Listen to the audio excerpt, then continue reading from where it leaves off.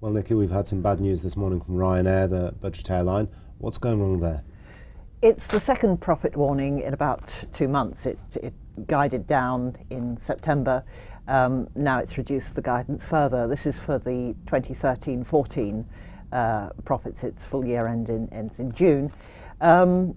And it really puts it down, the lower guidance, to 3 factors. Currencies aren't helping. More significantly, though, it talks about aggressive pricing in the market, or tougher pricing in the market, and a general weakness in demand. Where might this be coming from? We've heard that the economy is supposedly recovering, and one might have thought that would be good news for air demand. One might indeed.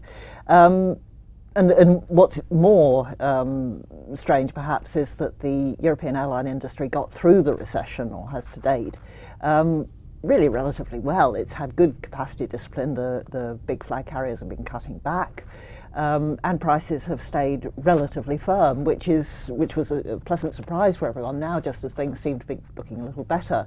Ryanair reports this weakness in demand. I think, in fairness, you can see some capacity increases over this winter, although some of the flag carriers are still cutting back. The low-cost carriers, which is people like Norwegian, EasyJet, are pushing up capacity. And Ryanair itself admits that it is taking some quite aggressive, some of the low-cost, the pricing cuts are coming from its own stable. So basically, we seem to be moving into a much more aggressive pricing environment against not very good demand. Well, we heard a couple of weeks ago from Mr. O'Leary. He was softening the airline's image a little, trying to make Ryanair a little friendlier. Do you think that will help? At the margins, yes, perhaps. I think there have been some people perhaps who were put off travelling on Ryanair, and if we're going to have a bit of a fight over prices, it helps to have everything you can behind you, so it's good sense to try and placate people. I think more significantly, the airlines have done quite nicely out of what are called ancillary revenues, not the ticket prices, but the other charges, for not printing out your boarding pass, those sort of things.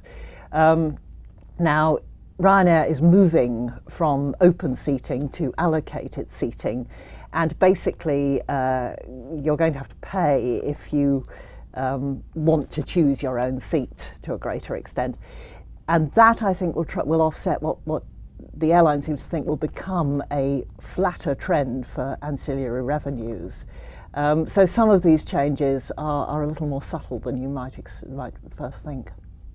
Well, Nikki, if Ryanair's suffering in the European airline market, I think it's fairly clear to say that it's probably not the only one who's suffering at the moment. Thanks very much.